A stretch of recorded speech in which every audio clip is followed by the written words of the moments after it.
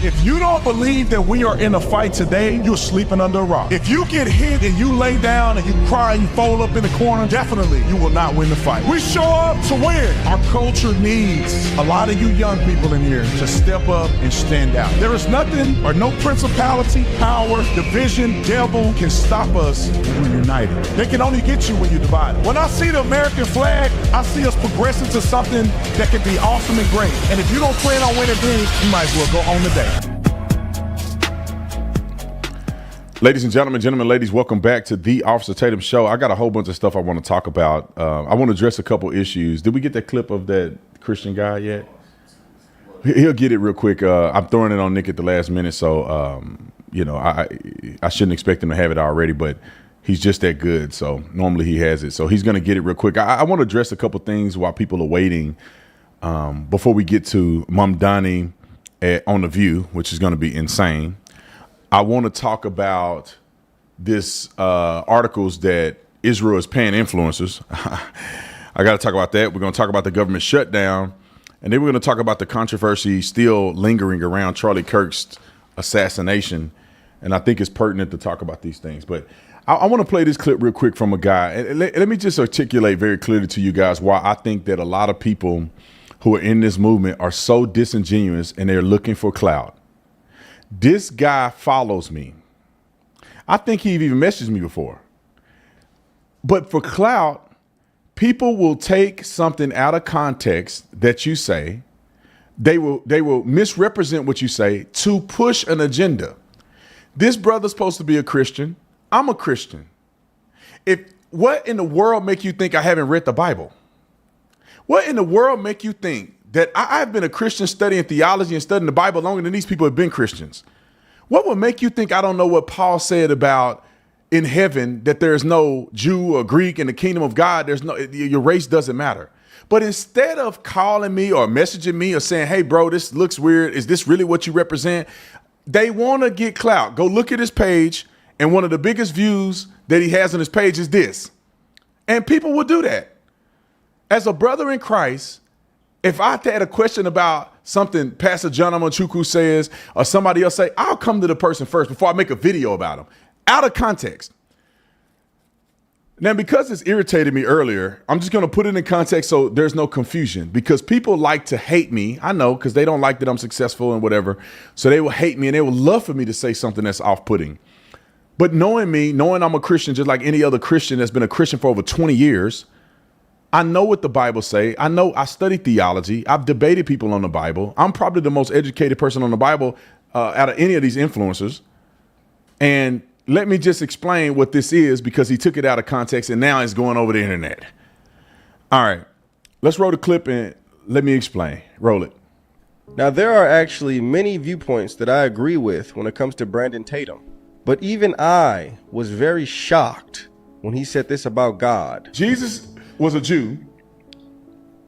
Jesus is God, so that makes God a Jew.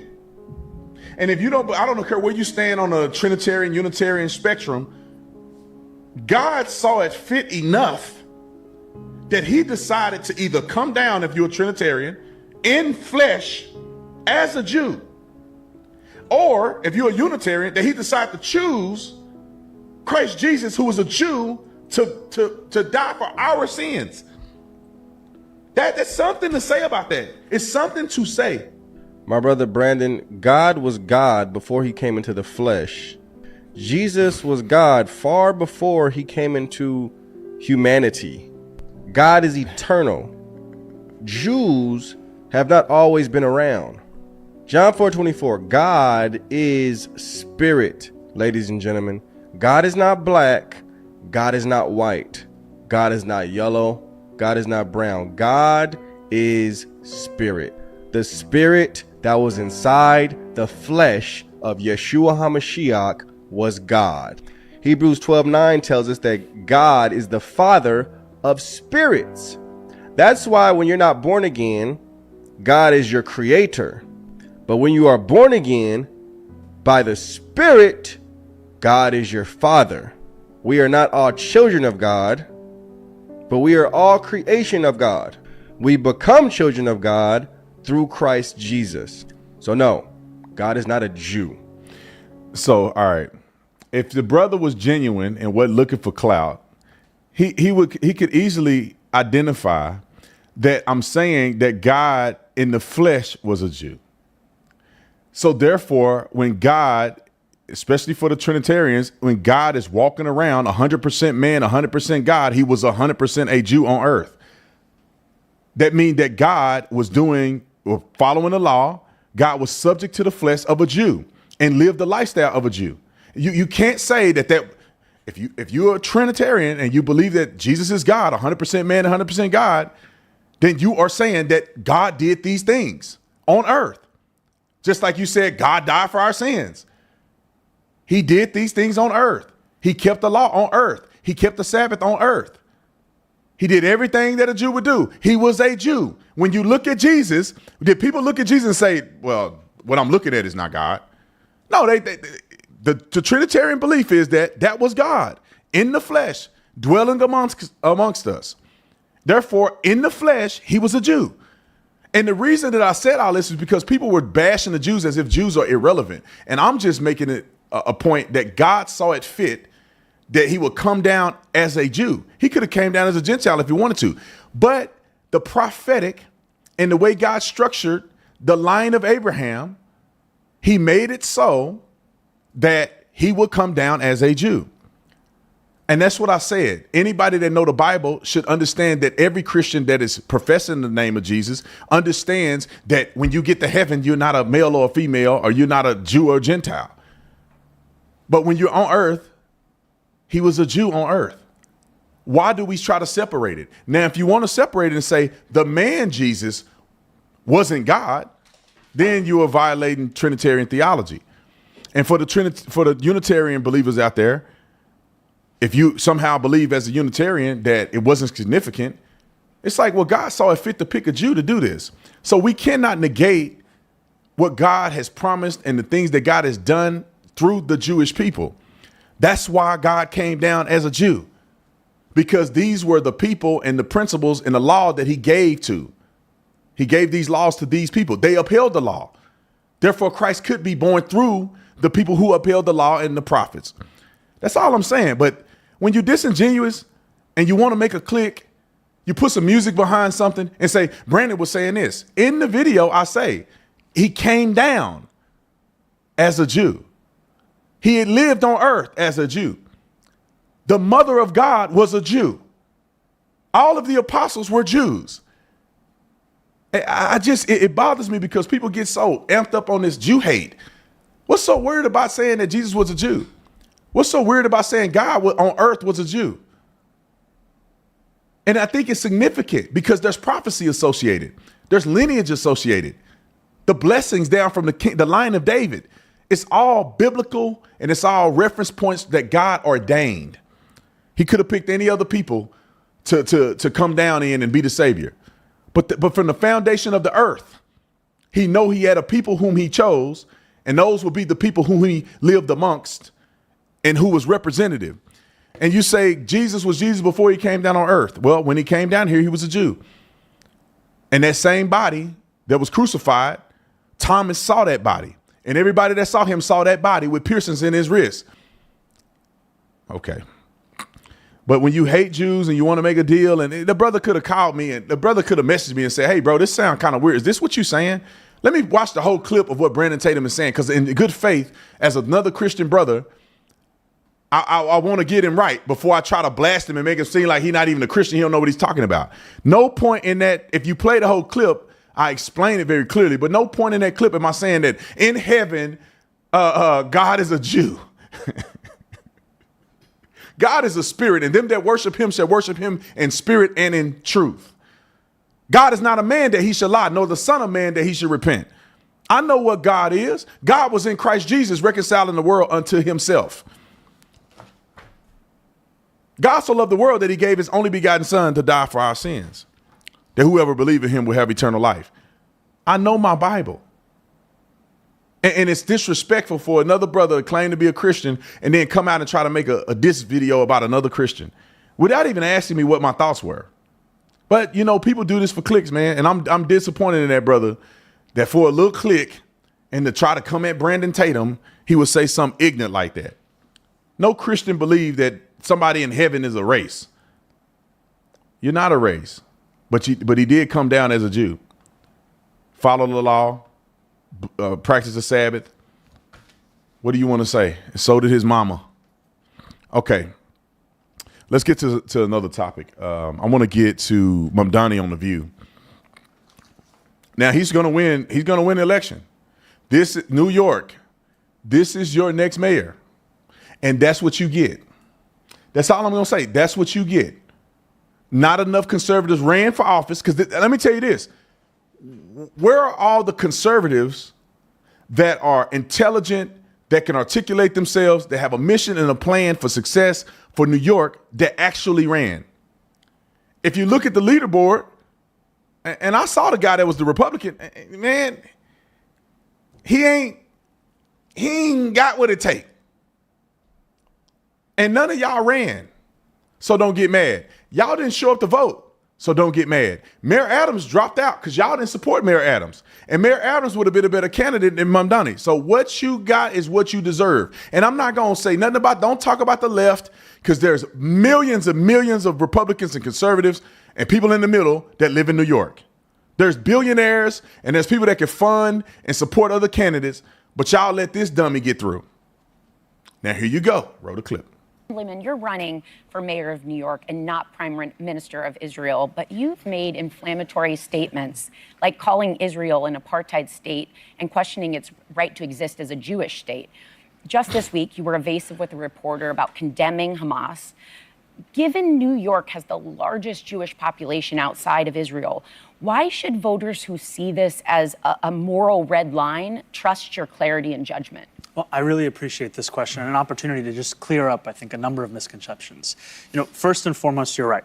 I am running to be the mayor of the city, and this city will be the focus of my administration, ensuring that we make this a city everyone can afford and everyone knows that they belong to.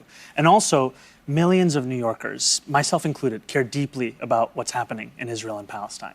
And so to be very, very clear, of course I condemn Hamas. Of course I've called October 7th what it was, which is a horrific war crime.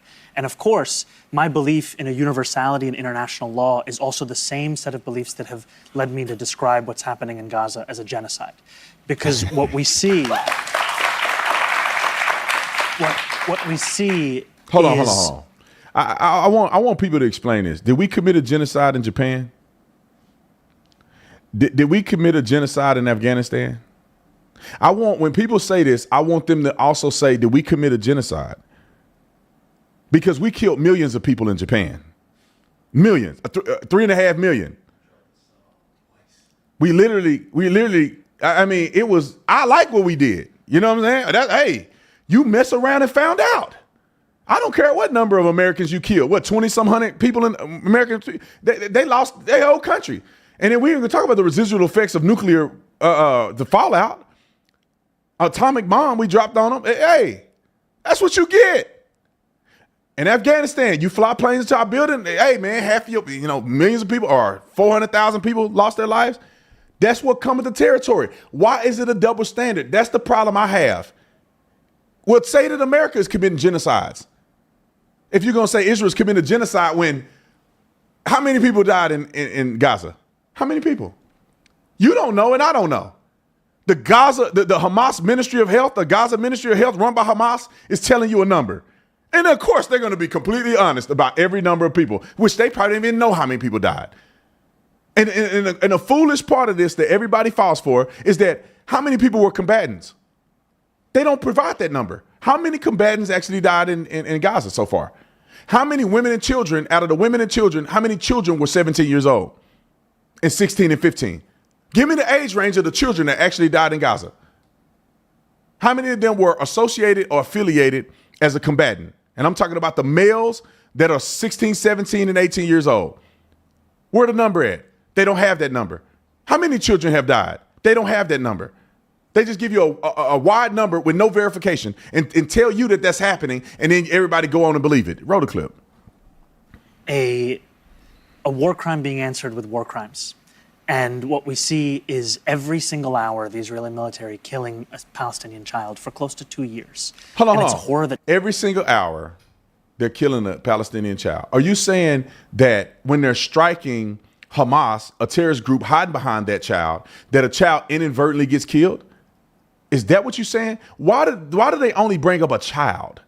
They act like children are independent from their parents, as if children are living in this area and Israel is just attacking this area with children in it. Well, when a child died, normally you would think that the parent would be dead with the child. Why don't you mention them either? They just mention children because they want to get your emotions involved. Every minute they're killing a child. Show me a video of them killing a child. Directly and intentionally killing children in Gaza. Show me a video of it. You will never find a video of the IDF targeting the child on camera. They got cameras of the buildings going down. They got cameras of all this other stuff. They got video evidence, allegedly, of all this other stuff. You have never seen an IDF soldier intentionally attack a child. And you guys believe a terrorist group. So when you see a child that's been hit, that's been blown up, you don't know what circumstance that actually came from. But you believe a terrorist organization anyway. Many New Yorkers feel so deeply. And my job, I can't stop that as the mayor of the city. I can make clear my own values, my own commitments. And it is a value and a commitment to humanity, to safety, to justice for all people that extends to everyone, Israelis, Palestinians, and everyone else across the world. And recognizing that people do disagree with you. Absolutely. I am one of those people on some of these points. Absolutely. So. And that you're disagreeing with me doesn't mean that you shouldn't be in this city or you shouldn't be celebrated and part of the city that I'm trying to lead. And I think that's the other part of growing up as a New Yorker, learning that disagreement and difference is part of what it means to be here. And I want to be a mayor, not just for the people who voted for me, not just for the people who agree with me, but every New Yorker.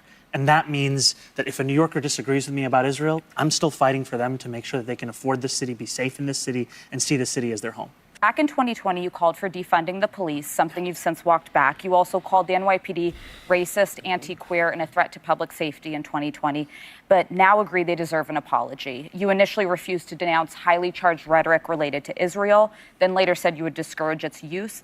How can New Yorkers trust you and not be concerned that consultants are getting in your ear to get you elected, but you still hold all of those positions? Well, they can rest assured that it isn't consultants in my ear. And I think this is another part of, to be a young person looking to lead is also to leave the opening for growth and understanding. And I can tell you, growing up in this city, I thought often about safety and justice, and I saw how justice was often left aside, whether it was the Central Park Five, whether it was Sean Bell. I'm gonna let him finish. Central Park 5? Really? Y'all gonna let him get away with the Central Park 5? Okay, go ahead. Whether it was Eric Garner, whether it was watching the news of Michael Brown, and then in 2020 to see the murder of George Floyd, it felt as if there had never been a wider chasm in my life between those things. Hold on. Y'all, I'm trying not to stop, but we gotta address this because he said Central Park 5. What do you mean? What's Central Park 5? First of all, only 4 of them went to jail. They all confessed. I saw you. The interviews are online right now for you to watch. They were not coerced. Their parents were with them when they confessed. All of them confessed that it happened.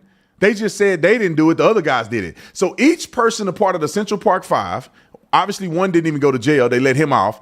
But all of the 4 claimed that it happened. They said that the woman was raped. I don't want to use that word, raped. She was raped near the tree. And they called out this guy and this guy, and this guy was doing it, but I wasn't doing it. Each individual said it happened. They started to confess to the police officers on the ride to the jail about the girl, and the cops never knew about her. They started saying stuff about, it's the girl, I didn't do nothing to her, and the cops hadn't found her yet. This is all public record. How is that injustice? DNA sample, semen was found on this girl. Okay. And then we're going to go to Eric Garner. Mr. I Can't Breathe. The cops got off on that because they did not intentionally kill him. They were acting in good faith because he was big, overweight, had a heart attack during him resisting arrest for the 43rd arrest. This is why the cops got off. But then he said Michael Brown. Michael Brown attacked the police officer. The DOJ did an independent investigation and found that the officer did nothing wrong. Why you bring up that? Then he said George Floyd. Well, the cop that killed George Floyd went to prison and was indicted the very next day, and he's in prison to this day. How is that not justice? Looney Tunes. Roll it. After that, becoming an assembly member and learning about the ways in which you deliver justice is by intertwining it with safety. Can't be done alone. And learning that behind the headlines, behind the caricatures, we're speaking about police officers who are just trying to do their best. And my job as a mayor is to represent those officers who put their lives on the line, represent Muslim New Yorkers who were illegally surveilled, represent Black and brown New Yorkers who've been the victims of police brutality, and do all of it And with Jewish a commitment. Americans who have Absolutely. fallen danger. And white Absolutely. people, everybody. You talk about Yeah. everybody. This And is a can I- run-on sentence that includes every New Yorker because of the fact that safety and justice can be non-negotiable no matter who we're speaking about. And can I ask, have you formally apologized to the NYPD? These are conversations that I'm having individually with officers. And I've appreciated that because it's through those conversations with rank and file officers that I've learned more about the difficulties of this job. The difficulties where, for example, when I started running this race, about 200 officers were leaving the department every month. Now it's 350. And when you ask officers why, they'll tell you forced overtime. And what they mean by that is, you got 3 days off at the end of the week, you're planning a trip with your family, and at the last minute you're told, second day you got to be back.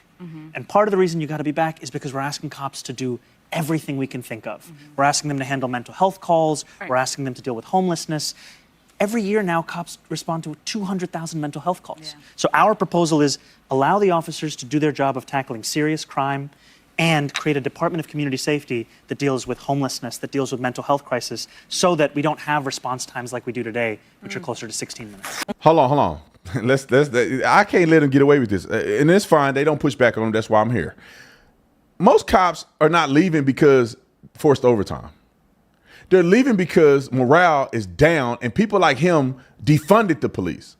People like him shame police officers and they don't want to do the job no more because it's not worth it anymore. You can't do your job effectively without people calling you a racist. They leave the police officers out in the middle of the street getting bludgeoned and stuff and nobody gets prosecuted. That's why cops are leaving. It's not forced overtime. Man, you get forced overtime, you're making a lot of money. Forced overtime. Maybe a few have said that, but he said they're leaving 200 a day. Now they're leaving 300 a day. No, dude, you want to replace officers with healthcare workers because you're not saying we're going to have a hiring increase. You're not saying cops, you shouldn't leave because we're going to relieve the stress and we're going to have better call times. That's not what he's saying because these mental health calls are going to continue to go on. And mental health calls a lot of times deal with violence. I was a cop. You can't just send a regular person to a mentally ill person because they don't call the police majority of the time because somebody is seeing stars. Somebody's hearing voices. They call the police. No, they're not. This crazy person with mental illness is either suicidal, they've committed a crime, or they're violent. That's why people call 911. And we show up and have to deal with the incident. Send a regular person out there with a person in a mental health crisis. And when they become violent, what are you going to do? You're going to need the police to be there. I'll give you guys a very fair strategy that Tucson police did when I was there. Is that we went both. We had the cops show up, and then when we rendered the scene safe and everything was okay, there was no violence afoot, then the healthcare worker who was sitting in the car will get out the car and come address the person and give them the services that they need. But some people are crazy. Some people are really crazy. Some people are on drugs. They high on speed and PCP. And they're throwing cops around. You got to shoot them 5-6 times. They still fighting. This ain't somebody being like, I'm really struggling today. And they call the police. Think about this. If somebody say, I'm really struggling today, I really need mental health services. The police show up and there ain't nothing they're going to do. Oh man, is that right? Well, we'll call this person to give you mental health services. Or you can go down there to the clinic. That'll take 2 seconds. No, bro, they crazy. They're cutting their throats and they're stabbing people. Bro, what are we talking about here? This guy's just lying. Roll it. You've become the new poster child in some ways for the GOP. Donald Trump's obviously excited for you to be in the race. Even members of your own party, like Leader Schumer and Hakeem Jeffries, both New Yorkers, have been reluctant to endorse you. Kamala Harris gave what I would call sort of a tepid endorsement. Why do you think members of your own party have been hesitant to embrace you at this juncture? The governor of New York, though, endorsed you. She did. And what I would say is that Donald Trump is going through the stages of grief. First, it was denial. And he was trying to do everything he could. He was looking at polling. He was calling Cuomo. He was publicly speaking about how he wanted to narrow this race. And he's gotten his first wish. He's gotten Eric Adams out of this race. But now he's going through acceptance. And what I've been really excited by is the endorsements, like you said, Sonny, from not only Governor Hochul, not only from Majority Leader of the State Senate Andrea Stewart-Cousins, Assembly Speaker Carl Hastie, Attorney General Tish James that we were just speaking about, but also the fact that I wouldn't be sitting here with you if it was endorsements that made all of the difference. It was the people of the city. But Chuck Schumer and Hakeem Jeffries are trying to win the midterms, win back the House and the Senate for Democrats. So why specifically do you think they're hesitant to endorse you? You know, I can't speak to their thoughts and their interest in this. What I can tell you, however, is that what we have built in this city is also an indication of what politics can be. You know, oftentimes after the November general election, we heard that young people were leaving the Democratic Party. They were getting disinterested in politics. And we built a campaign where we said, what if we treated them with respect and not condescension? What if we asked them what they needed in the city? We made the top 3 highest performing age groups all under the age of 35. That's something that we haven't seen in the city before. That needs to be at the heart of our politics across the country. Thank you. I know you guys, it's like I'm speaking to an echo chamber. Maybe some of you guys are not privy to what's going on, but like, now here's 2 things. The things he said in the past have been inflammatory. Defund the police. He called police racist. He didn't reject that. Did you apologize to NYPD? No, I'm talking to individuals. No, you need to apologize to the entire police department. How many NYPD people endorse him? The NYPD union, how many union people endorse him? I guarantee you there's 0. The guy wants to have government-funded grocery stores. Nothing that he's doing is going to work, and nothing that he said makes any sense. He wants to increase taxes, which he don't even have the ability to do. It's a pony show. However, if somehow Mamdani gets into New York and make it a better place, I'm not going to be mad. Billionaires are not going to be mad. They're going to move back. But the problem is these people are propped up. They're woke, just like AOC, and people are putting money behind them. They're good, slick talkers, and they're saying a lot of rubbish. He's not going to do anything for New York based on the things that he said and his mentality and belief systems. You think law enforcement and first responders appreciate this guy? No, he's a nut job. But he's saying the right things like Joe Biden did to get elected. Can you see if Jordan can push that interview? He's saying these things to get elected. And it's troublesome to me. And I wish people would have enough wisdom to see exactly what's going on. You think she can push it back 30 minutes to an hour, or we just reschedule it? So let me continue on to some more things I want to talk about. I want to get to the government shutdown. I think that's important. However, I want to jump on this influencer thing, because one of the biggest, and it's weird to me that people say this, Brandon Tatum, you getting paid. I am not getting paid by anybody. If somebody want to pay me, I'll take that money if it's legal. And if somebody pay me, I'll tell y'all, I'm working with a program that's paying influencers a certain amount of money to do stuff. Why would I care what you think about me? You think anyway. But the funny thing is that there are reports that there's a certain LLC, and I could get this wrong, registered with FARA, that have received some type of campaign from Israel. Now, it's not unequivocally verified, but it is something there, right? And the question that you have to ask yourself, if you're not a Jew hater and an anti-Semite, is that why do they talk about this and not talk about what Qatar is doing, or how much money China is putting into the universities? Why are they not talking about both? If you have a problem with influencer campaigns where people are allegedly paying influencers, I guess they say to push Israeli propaganda, as if they don't already support Israel. I'm assuming that's what you're saying, because it doesn't matter if a person already support Israel for their platform to be elevated. It don't make, and it's legally done through FARA. So it's not like it's behind the scenes. It's not like it's illegal or anything like that. So if it is happening, I don't know anybody getting paid, and they ain't nobody reached out to me. Allegedly, they're getting paid $7,000 a post. Come on, where that money at? How many posts have I made? I'd be rich. So I question, is this a real thing? And what influencers are getting this money?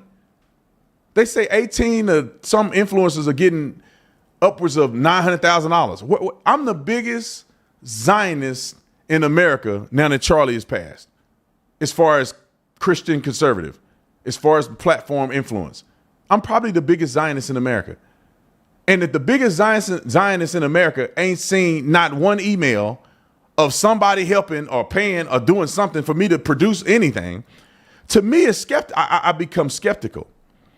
But then when you look at the totality of circumstance, you say, if Israel is doing that through FARA, which is a registered foreign agency, and it's legal, and there's LLC, and it's compliant under United States government law, then what are you complaining about?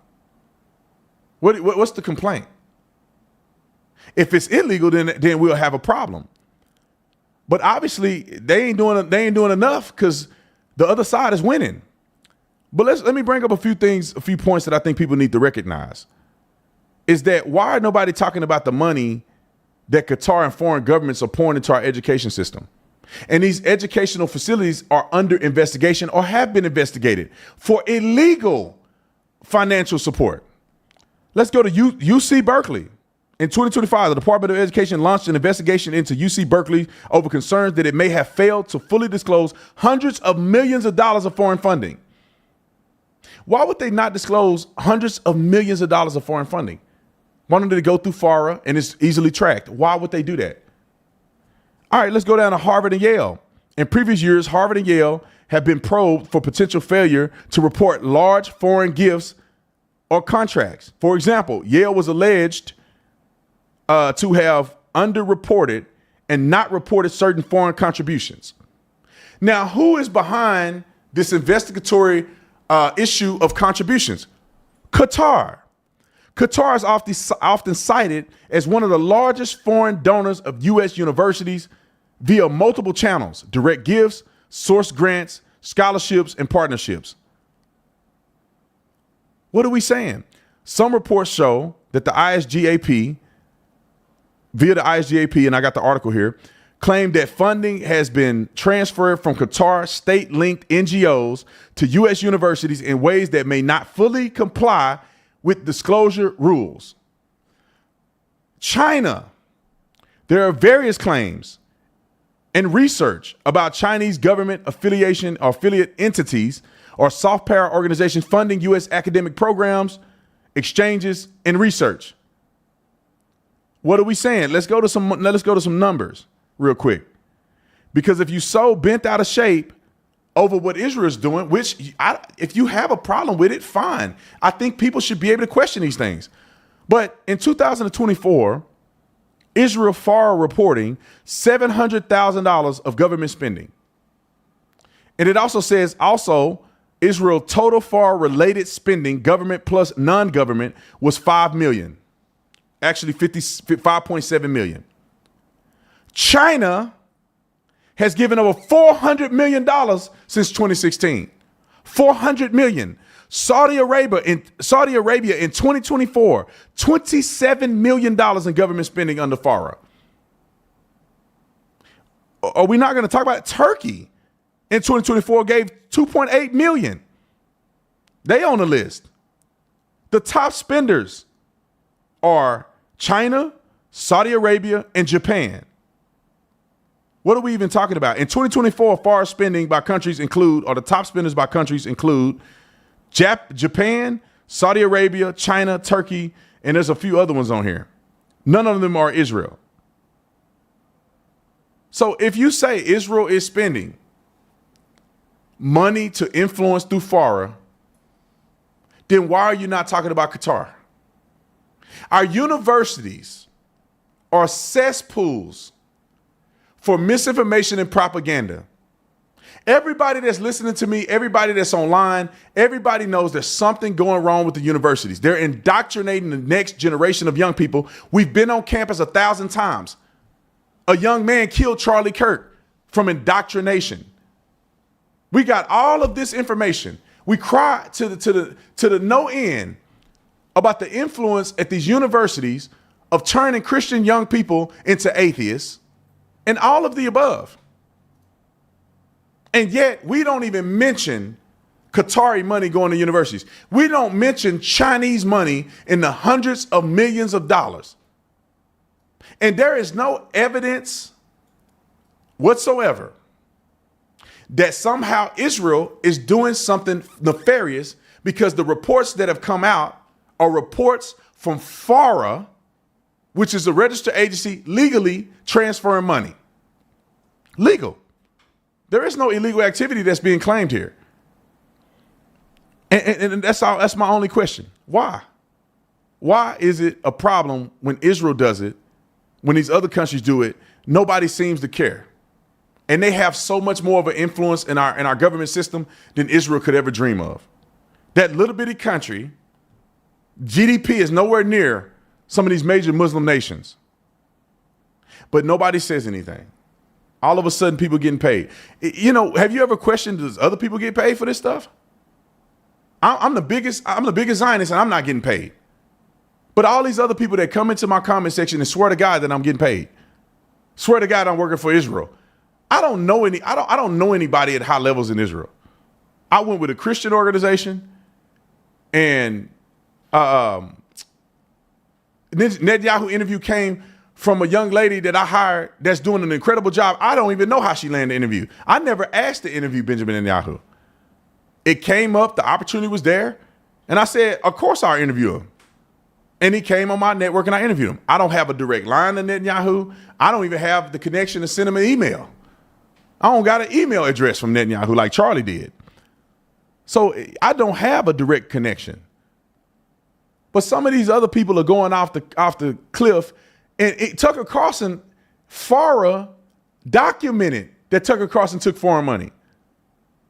People that are suspicious, and to me, foreign individuals gave money for his network. Now, I forget the guy's name. I can look it up.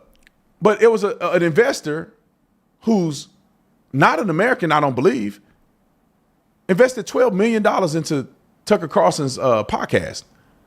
We do podcasts every day. How much money do you need on a podcast? $12 million for a podcast? Like, what are you doing on your podcast if you need $12 million to start a podcast? The studio don't cost $12 million. The studio don't even cost $1 million. Tucker could be at his house doing this. I'm sure he got a mansion. Where do you need the $12 million for? For travel? After a while, when you do your podcast, you start making money on YouTube, and you start making money through other sources, advertising and everything. Why do you need a $12,000 injection into a podcast startup? A $12 million, I'm sorry. $12 million injection of money into a podcast startup. Now, I would think with somebody with that kind of money that's verified, that you would say, well, maybe just maybe somebody paid him that money for his podcast, and he's going to preach the stuff that they want him to preach on a podcast. Why y'all don't go after him? There's no record of nobody giving me no money. If I wasn't a private business, I'd have my stuff online. But, you know, I don't know what to tell people. Like, how do you combat people trying to say you're getting paid? I don't know how to combat it. I'm not getting paid. I could do it under oath. You know, my tax attorney will tell you that I ain't got no influx of money or no money coming in from a foreign government. Oh, they want to polygraph me? Like, what are we saying here, man? It's a shame, man.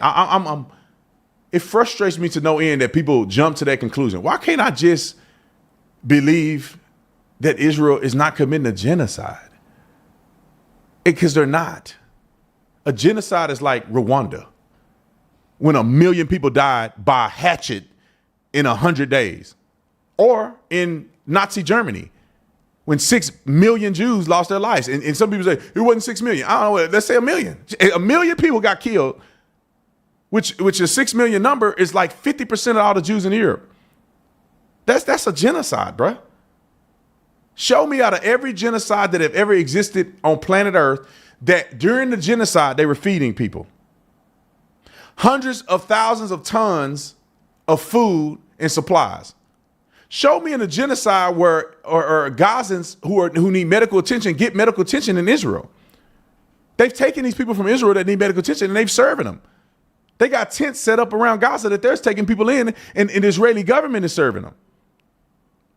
What genocide did they do that in? In Rwanda, where did they drop leaflets in Rwanda and warn the people before they hack them up? And they're not just going after citizens, and Hamas is gone out of the picture. They're going after citizens. Hamas is launching rockets to this day. Well, they probably don't anymore because they don't have any more sites left. Terrorist group, beheaded people, murdered kids. They murder hostages. They still got hostages. And Israel can't defend itself. They're wrong for defending themselves. America would have done so much worse than what Israel is doing. Do y'all want to try it? Yeah, I hope that it never happened, but one of these countries could try it if you want to. It ain't gonna be no mercy. There ain't gonna be no 2 years. There ain't gonna be no negotiations. Please give us our hostages back.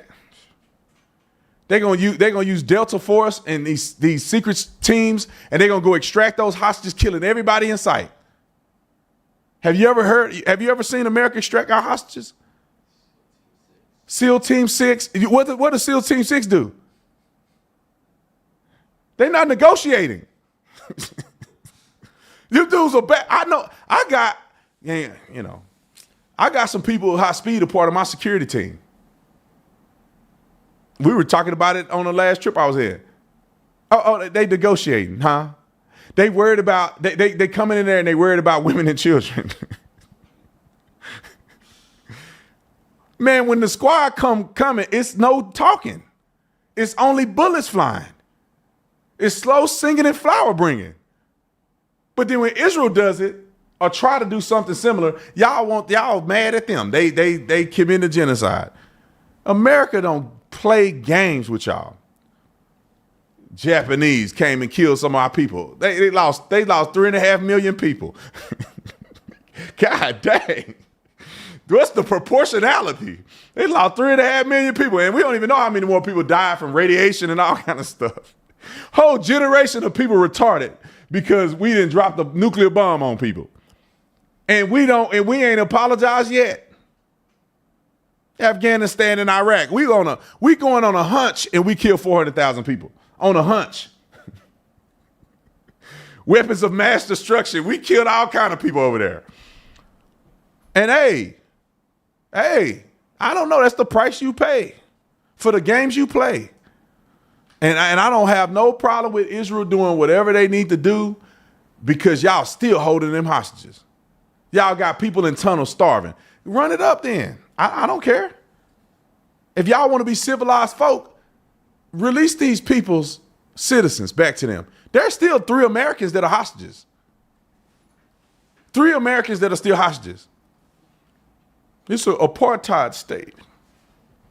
I'm perplexed how ignorant the average person is on Jesus, on the Bible, on Israel, on U.S. policy. Half of America voted for Kamala Harris. And y'all acting like Americans got it all together. Half of them voted for Kamala Harris. Anyway, y'all see what the Pope said today? There's 1 billion people listening to that man. He up here crying about the border and what else he say? You don't listen to the Pope, man. You're a Catholic. I don't listen to the Pope. He said something about the border and.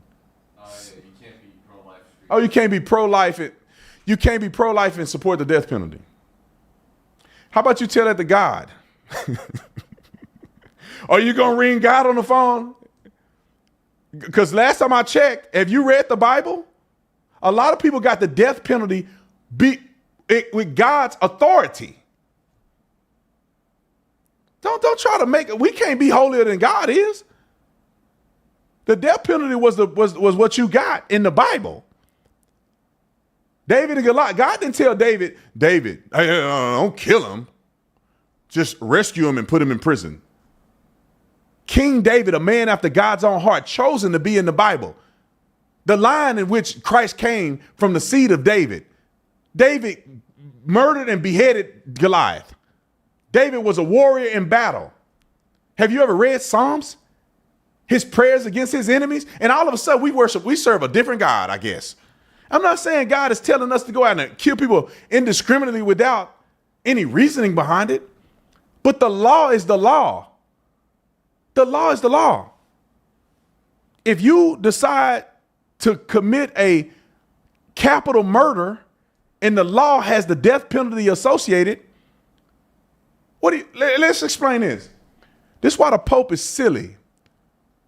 The Pope is silly. I said it. Catholics get mad at me if you want to. What? That man ain't hearing from God. Talking about the border. The Vatican got a border? Does it? Let everybody go in the Vatican then. Can we go to the Vatican, Nick? I can just go down and go to the Vatican, right? I can just go up in the Vatican. No verification, no nothing. The border is open. How many homeless people live in the Vatican? I'm just saying, the homeless and the needy and the poor, how many of them at the Vatican? At the gates of the Vatican, begging for money. How many? How many? Why don't the Vatican open its doors and let every homeless person come in and they give you rations? They just got a whole thing of food set up in Vatican City where you can come if you poor from all over the world and you can get food right here. We're going to spend $1 billion to put as much food out as we can possibly do. All the needy and the poor and the starving come to the Vatican. They will kill you if you came to the Vatican. He got a whole security team around him. You mess with the Pope and you will die. They're not going to talk about it. They're going to do nothing, but they will kill you to protect the Pope. And I don't have a problem with it, but quit being a hypocrite. You can't say you pro-life and support the death penalty. Don't play with me. That's why I don't like stuff like this. That man is not a representation of God. That man is not anointed by God. That's called man deciding to pick that man. And if you don't like it, then you prove me wrong then. These people out here talking about, why don't you give some of that Vatican money? You know how rich the Catholic Church and the Vatican is? They spent all that money building all these beautiful walls and architecture and structure and paintings, and they ain't living modest there. Your priest is. He living modest with his Honda Civic, getting a basic salary. The Vatican ain't need no money, is it? Oh, that's what I thought. There ain't no modesty in no Vatican. And they say the Pope live modesty. Well, the Pope, ain't nowhere the Pope can go that he can go anywhere in the world on a private jet. He ain't flying commercial. He on a private jet. Where do the Pope want to go? He don't need no money in his pocket. He the Pope. Any restaurant, anything is covered. There's nothing he want to do that he can't do for free. Anyway, it just made me mad because I feel like these fake religious people be saying all kind of crazy stuff because they woke. That's not real. That's woke. All right, let me get off this subject. Let's go to the government shutdown real quick. All right, let's go to the government shutdown. We want to talk about the government shutdown. Let me just give you the short and sweet, and then we're going to go through it. It appears that on the Republican side, it's that the Democrats want us to continue the Obama era Obamacare and other programs that was initiated in 2020 for COVID, and it ain't no COVID no more. But they want us to continue those programs. The Republicans are saying that it's too expensive. The Democrats are saying that they're trying to rob people of health care and all of those crazy stuff. Now let's go through what the people are saying. And this is why I love Ground Out News, because it tells you everything you need to know right here. You ain't got to go looking too far. Now, all you got to do is see what the left is saying and the right is saying. Now, we got one article from the right. It says government shutdown continues as Senate Democrats block GOP funding bill for third time. Now, don't you find it interesting that this verbiage is that they're blocking it? The blame is on the Democrats. You go down to the left, where's the blame placed on, right? The Senate, again, fails to pass bill amid funding government as blame game continues. Government shutdown after Trump and Congress failed to reach a deal. As you can see, y'all, your grandma and them looking at this stuff. CNN, ABC, why don't they tell the truth? Or why is it got to be a certain perspective? The Democrats are the one that are not coming to the table to vote for this spending bill. And we all know it. And so let me go to one of these articles and see what they're talking about. Maybe I'll go to CNN, because we already know what the Republican side are going to talk about. Let's see what the CNN is talking about. All right, they got your boy up there. Shutdown day one. The federal government shut down midnight after a deadlock. Congress failed to reach a deal on funding. Republicans and Democrats are at odds over enhanced Obamacare subsidies. Now, process this with me real quick. Obamacare subsidies. The biggest spending in the American budget is subsidies and Medicare, Medicaid. 75% of all of our spending. It dwarfs war spending. It's on Medicare, Medicaid, and entitlements. And the Democrats like to say that we're not doing this for illegal aliens. Illegal aliens don't have an opportunity to get access to health care. The heck they don't. Because think about it like this. They're giving these illegal aliens identification, fake Social Security numbers. That's why we saw 20 million Social Security numbers that were active but not even being, people were dead, but they were still active. Because they're rotating them into these illegal aliens. They're working on jobs illegally. They go to the hospital when COVID happened. What they get serviced. They don't turn them away. They just go to the hospital. They can't turn them away. So when the illegal alien is sick, they just go to the emergency room. You can turn them away? No, they got to give them medicine. They got to prescribe them certain stuff. They can't turn them away. So when you got 20 million, 30 million people that are using services, it's a problem. It's a problem. And many state level healthcare systems are supporting illegal aliens. And you know, it's a shame that the government plays politics with our time, effort, and energy. But just for your information, and like I said, you guys can see, you know, how this works over here. Let me go back to Ground.News. If you are interested in Ground.News, which I use Ground.News all the time, and I think is the best platform for you to get the totality of information that you need, you need to get the Vantage plan like I have. Unlimited plan, so you get all the features. You don't need to cheap out on the features. And you get 40% off.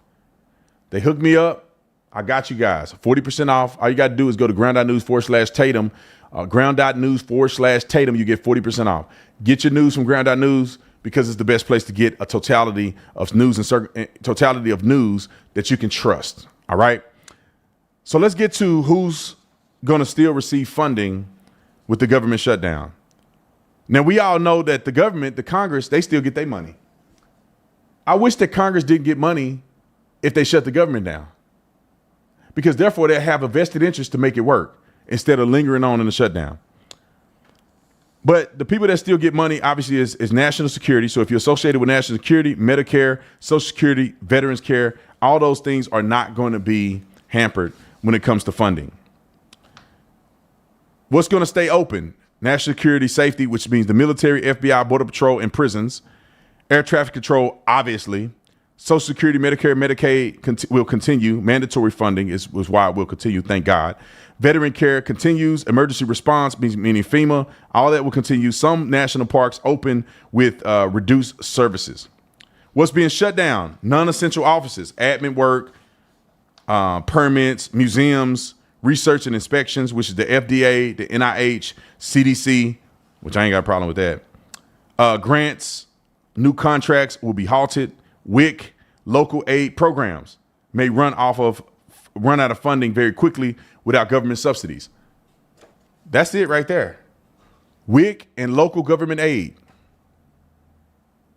They want us to continue to subsidize, because if they're not getting it on a federal level, they're getting it with local subsidies. And the government is vicariously funding that. They want illegal aliens to get what they need. Because if they start not getting what they need, they're going to start going back where they came from. Many national parks will be closed, and some of them will be closed partially. So let's play the news clip so you can get a glimpse of what's going on in the news. Let's start with the first clip. Clip 1, Trump and the government shutdown, layoffs will happen. Hold on, let's go with J.D. Vance. Let's go to J.D. Vance first. Roll J.D., our next president.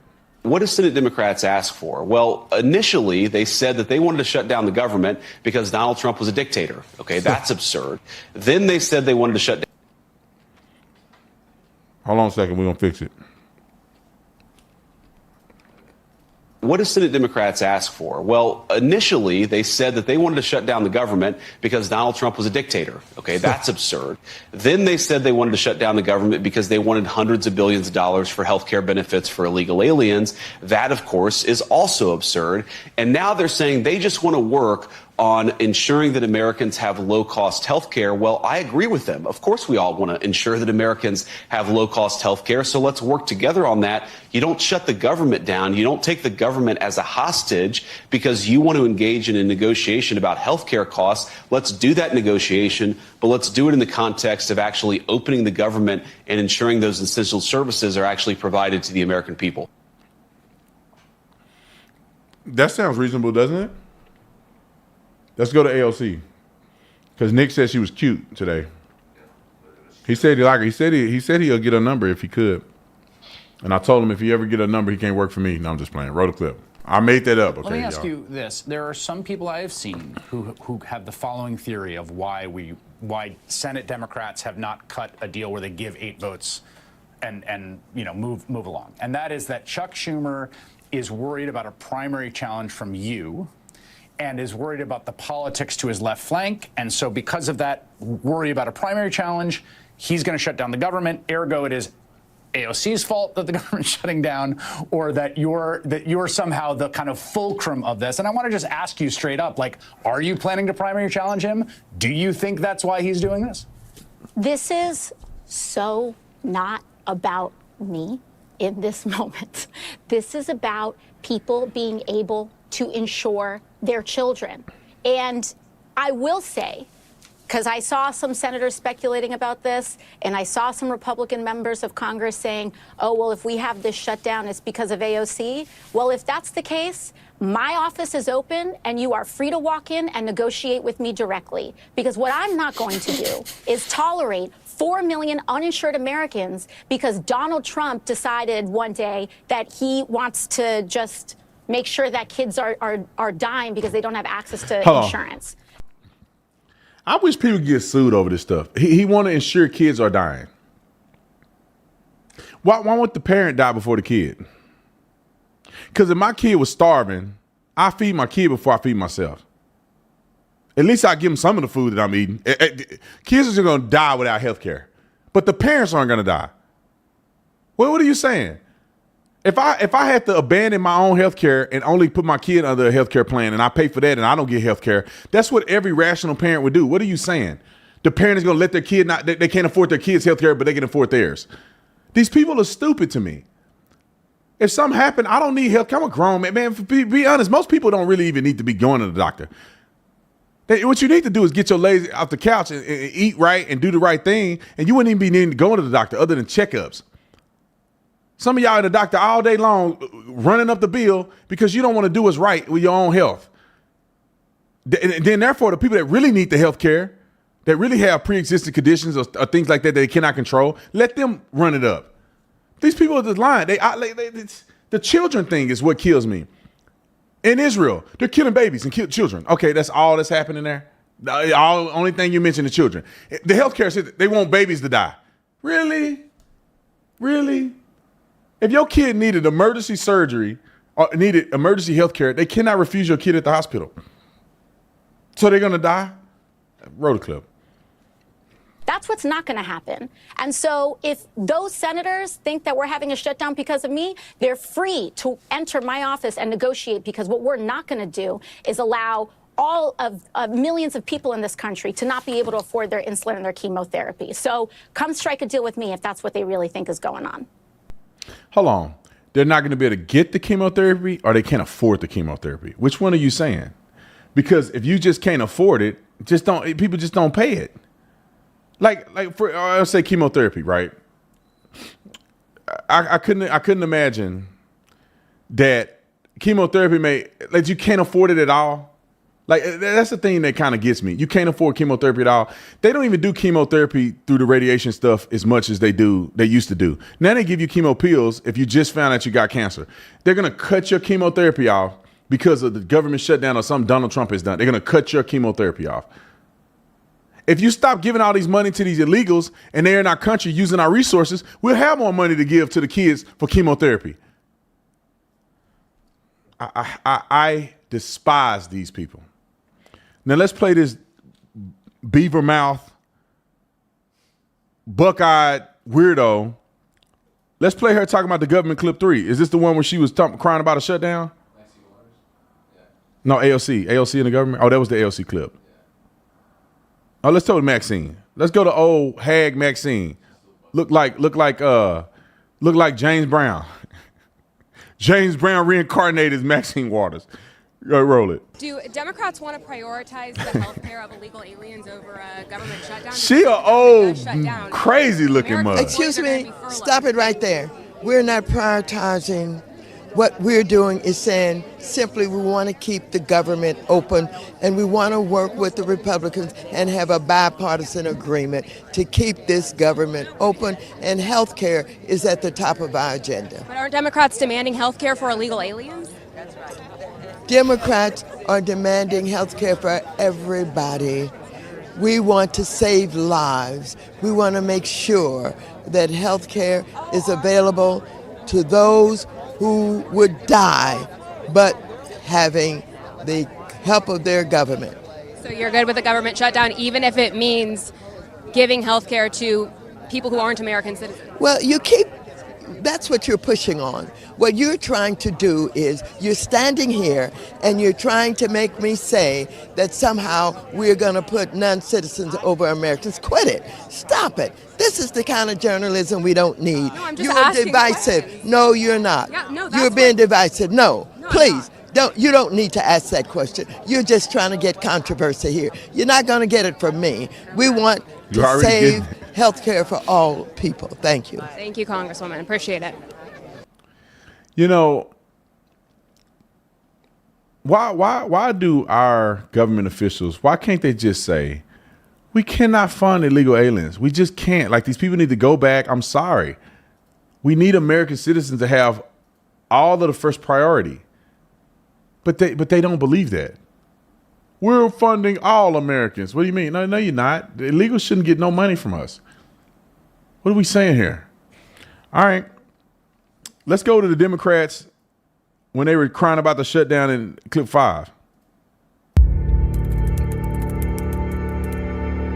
It is not normal to shut down the government when we don't get what we want. If the government shuts down, it will be average Americans who suffer most.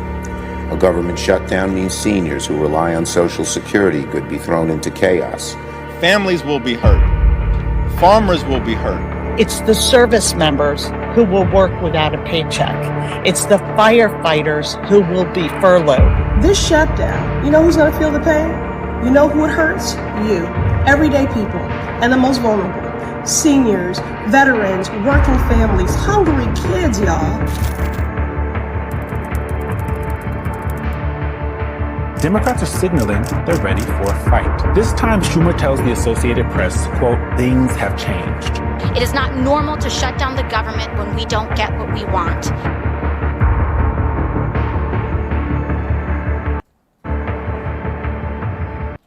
Do we got another one, clip 6? What's that one? It's Democrats shutdown are bad. Shutdowns are bad. Yeah, that was a clip. What about 2019? Democrats primary agreed to shut down for illegals. Raise your hand if your government plan would provide coverage for undocumented immigrants. Okay. Let me.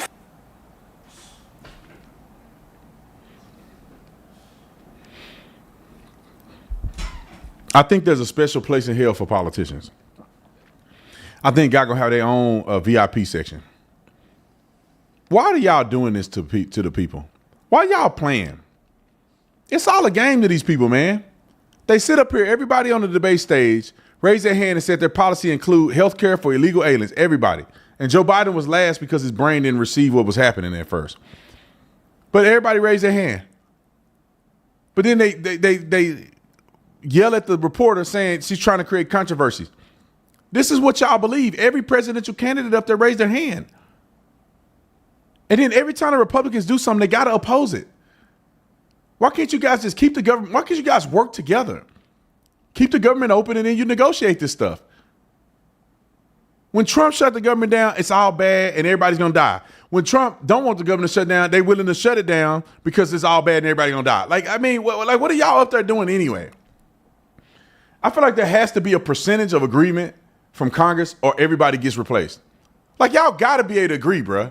Y'all can't just do this year in and year out where y'all just going at each other for no reason. That's like two parents that hate each other and fight in front of the kids all the time. At some point, y'all gonna have to agree to disagree on some things so you're not fighting all the time in front of the kids. You're never gonna get anywhere with just fighting with each other. And I think most of it is the Democrats. Most of it is the Democrats. All right, let's get to, I think it was the Charlie Kirk thing I wanted to touch on, right? Yes. Now, I'm gonna say this. In light of all the stuff that you guys know has been going on online, can I just be very clear about this? Attacking Erica Kirk is evil. Attacking Turning Point USA, in my opinion, in a time such as this, is evil. I think it's evil. You know, this is the part that bothers me about conspiratorial conversations and people who are out here just utilizing their platform to get clicks and to push hatred and division. Let me just say this. If you're a person out here online claiming that you got evidence of something, put all your evidence out on the first day you talk about it. Why is it looks weird to me when it's a drip, drip, drip, drip, drip, drip. Put all your stuff on the plate. If there's something that people done nefariously and there's video evidence and there's receipts, put it out there on the plate right now. It don't need to be waiting to the next episodes. You don't need to wait till your next YouTube upload, your next article you write. Put your stuff out there because this is supposed to be information for the people. And I just think it's shameful when I see people talking about Erica Kirk. They want her to be a woe is me wife. They want her to be a woman up there crying all day. She can't get nothing done. Well, Charlie, I'm glad he didn't marry a woman like that. He married a woman did like this all day. She's stuck. She can't do nothing. Ain't no man want a woman like that. When I die, my wife cry at home, but stuff got to get done. Now, my wife ain't going to start working when I die. But she definitely ain't, I don't want her sitting around crying all day long. I'm gone. Crying ain't finna bring me back. But what would make me happy and a way to honor me in my death is to continue my legacy. To show up every day with your best face, your best attitude, and your best glorification of God. And when you go home, you can cry. But when you got to get on the podcast and you got to stand before the American people to honor your husband, you can pull it together enough to do that. Why y'all going after Erica, man? It's sickening to me. And I'll say this and I'm going to get to the clip, I promise. My heart goes out to Andrew, the video team, the security team. I'm still hurting for them. I talked to Andrew on the phone and he choked up talking about Charlie. They still hurting over this. They're still hurting. Nick was choking up over here when he heard Andrew choking up. Like, why? What is the purpose of people? And I'm not talking about the naysayers because most of y'all stupid anyway, believing all these stupid conspiracy theories. You're just stupid. That's what it is. It's not questioning. You believe a conspiracy theory with no evidence. Just dumb. I'm not shocked because half America is stupid voting for Kamala Harris. Anyway, enough of that.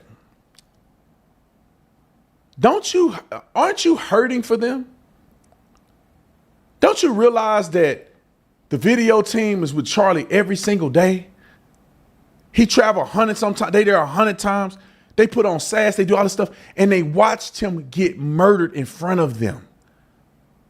Don't you know that they're hurting? Why add fuel to the pain? His pastor who married him and Erica. You think he just don't care? You think he just never loved Charlie?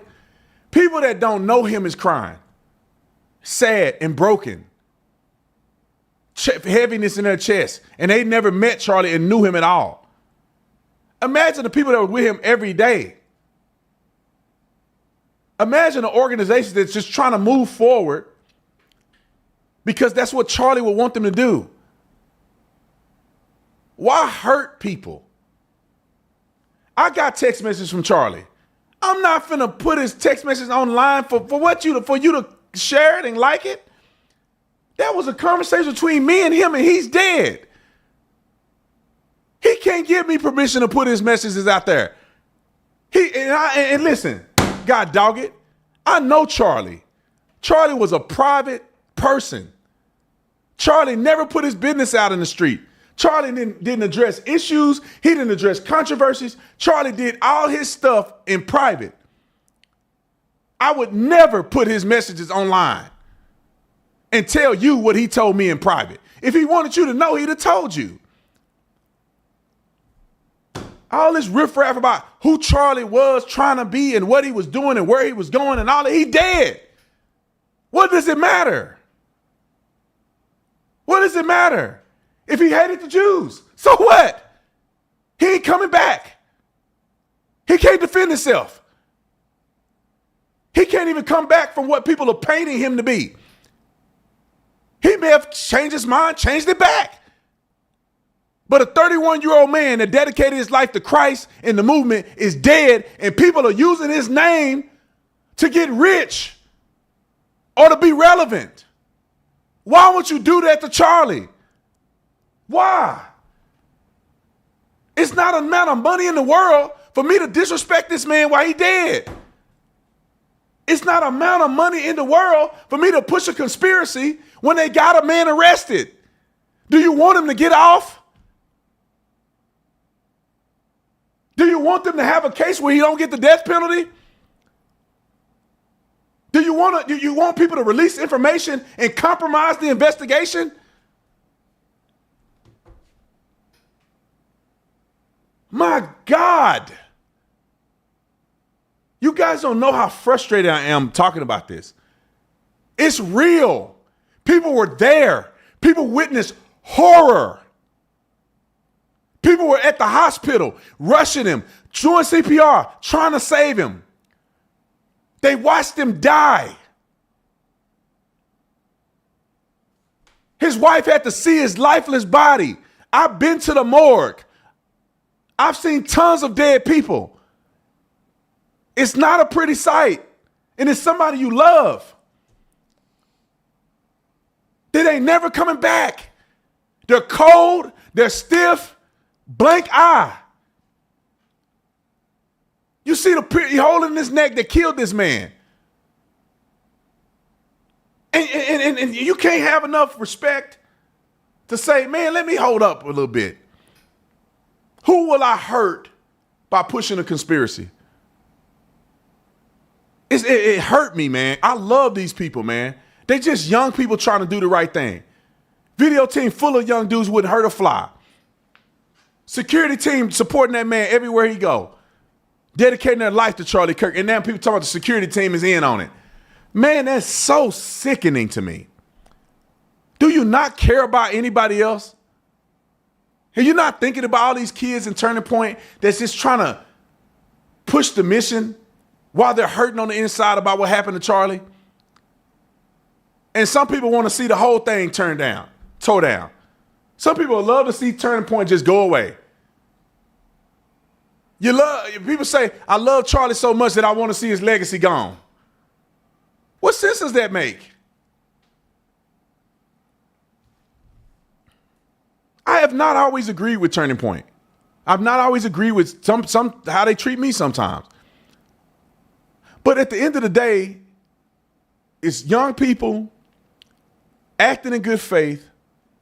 I go on campus and I see it in their eyes. I pray for these young people. I encourage these young people. It's not hard. It's easy to sit behind a desk or sit behind a screen, a millionaire with security and all this other stuff.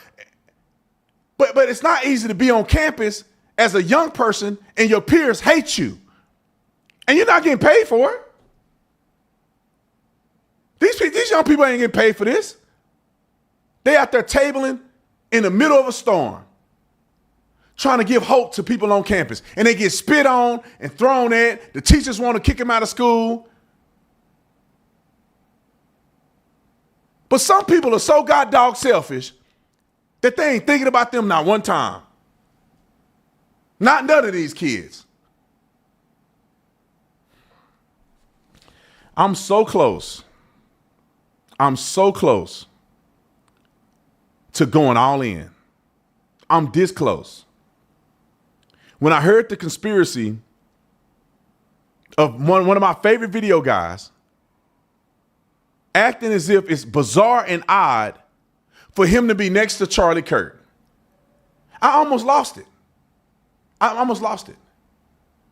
Every time we do videos, the video team and the director of the videos stand right here. So if something goes wrong with my lapel, something goes wrong with the microphone, something goes wrong with the cameras, the person who's in charge of that can immediately address the issue.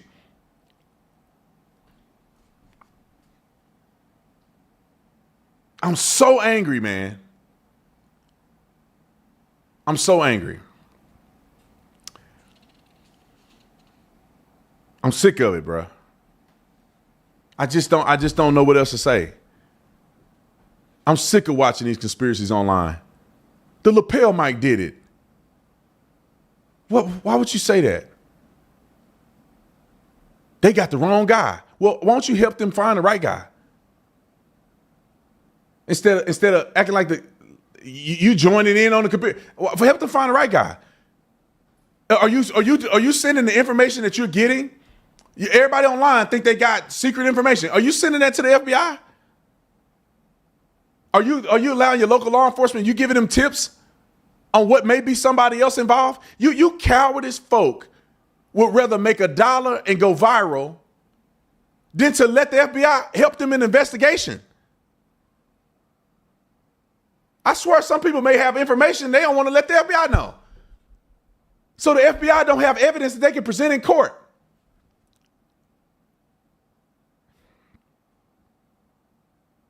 If you got information, give it to the people who are investigating. You think there's another shooter? Send that to the government. Instead, some people want to play detective on their own. If I get information that I think will be incriminating or that would lead to the guy that they have not being the guy that's responsible, I'm going to the FBI. I want to deliver information to them so they cannot be arresting the wrong person. The FBI won't find out on my podcast. It don't make sense. I think the FBI is acting in good faith, but some of y'all out here pushing conspiracies that don't make sense. They don't have no evidence. They presented to the court evidence of phone calls. Man.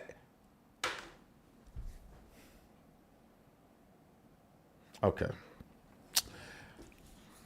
All right. I'm so upset I don't even know if I can do this video. We'll just play it in post-production. Here's a video, or when we finish the live, we put the video out next, we'll play this video in that video because I'm so upset I got to get out here. But we're going to play one of the witnesses. It was a TPUSA witness, and it was also the guy who was asking the last question before Charlie got shot. They were interviewed on 60 Minutes, and we'll play that video. But anyway, I appreciate you guys. What is this? What is this video? This is 60 Minutes video. Oh, okay. We'll play this video. We'll play it later. I love you guys.